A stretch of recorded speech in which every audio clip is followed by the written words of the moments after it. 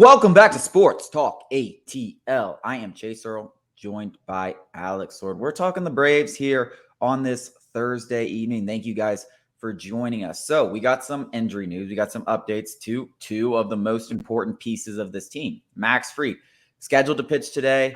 By the time you're listening to this, he probably will have already pitched. I don't know if it's a day game. I feel like they usually do day games on Thursdays. But regardless, he's scheduled to go five innings. And it's kind of weird because his first outing, he went 35 pitches. Second outing, they said he's going to go 3 innings. It only took him 30 pitches. So I'm kind of thinking I'm looking at it the pitch count. Like you got to ramp up his workload. Like usually it's 35, then you go to 50, 60, then you go to 75, but he said he's pitching 5 innings today. So if he goes out there and throws 70 plus pitches, he's in line to start next, Wednesday, Tuesday in Boston. And I think that's a legitimate possibility. We could have Max Fried in the rotation come next Tuesday and keep an eye on his pitch count today, because if he pitches 70 pitches, he will be in Boston starting for the Atlanta Braves. And I don't know how you don't get excited about that.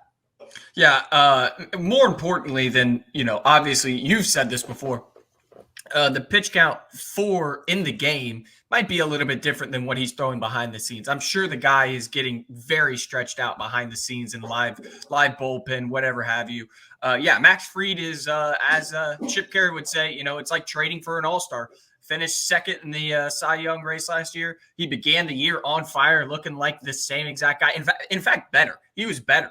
And to add that to this team, you can't even say enough about it. I mean, it's not only what he provides on the field, it's what his attitude, and guys just follow him. He's a bulldog. He's a competitor. Even when he doesn't have his best stuff, he's going to get you something. So adding Max Fried to this team, I can't even speak to how important it is. Yeah, I mean, I'm just thinking about it. You're struggling a little bit, like blah, blah, blah. Like even if they win 2 out of 3 in Milwaukee this weekend or something, Max Fried shows up in Boston next weekend. Talk about a different feel in the clubhouse, because like you said, I mean, dude, he looked even better than he ever has before. Like he has 5 starts this year and he has a 2 ERA. Like he looked as good as one could possibly be. And when you talk about the NL Cy Young, obviously he's not going to win it now. He missed 2 months, 3 months, whatever. But he was like, I think he would have won it this year. I really do. Like he looked that good. And then you look at how most of the top guys are struggling. And we're talking about Marcus Stroman and the Cy Young race and stuff like that. The way Max Fried looked, he looked like that guy. And from what I've seen, I know it's only been 30 pitches. He still looks like that guy. I mean, he's humming at 96, 97. Like it doesn't look any different than what he was. And then people might be worried that he might not be the same guy. And I've talked about Kyle Wright, who we're going to get into in a second, not being the same guy coming back from shoulder injuries. I think this was like a strictly precautionary thing that they were just like, hey, we know when we need you. Rest up, get 100% healthy. And I think that's what we're going to see when he comes back. I think when he comes back, I do not expect any drop off. Like I think he is going to be the Max Fried that we know and love. And it's going to be a scary sight for the rest of the league. Yeah, it seems the Braves are just always pulling the right strings, pushing the right buttons. And this is, I believe, what you just said. It's going to end up exactly how you just said. Rest up, Max. We got this. Don't worry. Offense is going to carry us. And still, I mean, they have one of the best ERAs in baseball, even with these past 3 stinkers. I'm not going to go as far as I expect no drop off. I'm sure there's going to be some acclimation process, but Max Fried, he will tell you when I don't have my best stuff. I got to work on this.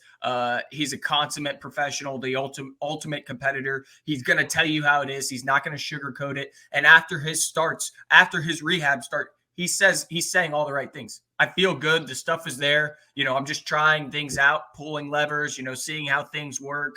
So the guy's going to be back. I'm not going to say he's going to go out there and throw 7 scoreless, but it's not going to take him very long to get back into that, into that groove that we saw to begin the season.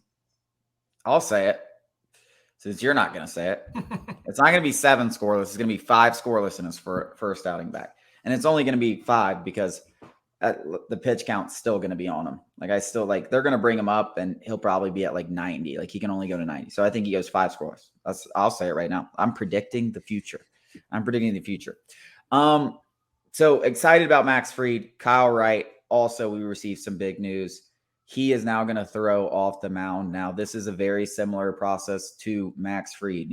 I think about a month earlier, we were talking about Max Fried throwing off a mound. So now we're with Kyle Wright. Now he's finally going to throw off the mound starting on Friday. Then bullpens start. And there's going to be probably a week of bullpens, maybe 2 weeks, maybe a week and a half. Then we'll see him on the mound in a rehab start, presuming that everything goes as planned according to it, no setbacks, stuff like that. But Kyle Wright, I talk about in a different light. And the thing is, everything that he provides the Braves has to be viewed as icing on the cake. It's almost like Michael Soroka. Like, we don't expect Michael Soroka to be a contributor. If he is, fantastic.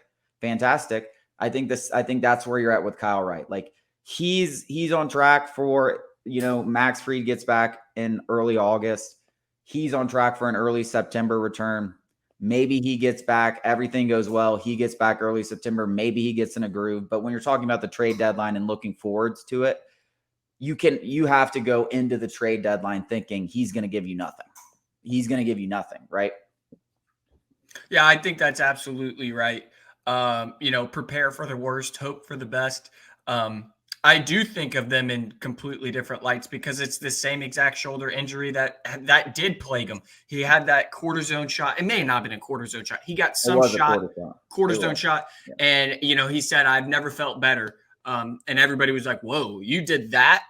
Led the MLB in wins and you didn't feel 100%. And then he, re-aggravated the shoulder injury. Cause for concern is, warranted. I don't think anybody should expect him to return this season. And, even next season, expecting him to return to what he was is a bit naive. You got to be cautious with these things. You love to say, shoulder injuries, especially when it's the same shoulder injury, are just scary. Yeah. I mean, I say it all the time. Shoulder injuries are worse than Tommy John. I firmly believe that. And if people aren't paying attention, look what just happened to Colby Allard. We're talking about peas in a pod. Colby Allard had a shoulder injury, re-aggravated it. He's now on the 60-day IL. We're talking about Kyle Wright. He's been rehabbing this whole thing since the offseason, comes back 60-day IL. Like, these things are terrible. And another thing, yeah, to your point, unlike Max Fried, who just came out and looked lights out, Kyle Wright did not look good. Not look good at the beginning of the season. In fact, he looked awful. I firmly believe he was dealing with it the whole time. I think the first time he threw, he just wanted to pitch. He wanted to be a part of it. And he knew damn good and well, if he told anyone what was going to happen, you're shut down. You're done for maybe the entire season. And we see it here. Maybe he gets back in September. So I'm cautiously optimistic. I like to be optimistic, but I've also said on this thing that I don't think Kyle Wright will ever be the same. And we'll see if he is the same, but these are hell. I mean, shoulder injuries are if I could say one thing on this podcast and or this show and you don't listen to anything, shoulder injuries for MLB pitchers are absolute hell. And that's why when I say AJ Minter, and I know it's just a designation, I'm like, dude, I don't like hearing that. Not a shoulder, dude, because these things are hell. Coming up after the break, we're going to talk Pascal Siakam. Which pieces would you keep if we were to trade for Siakam?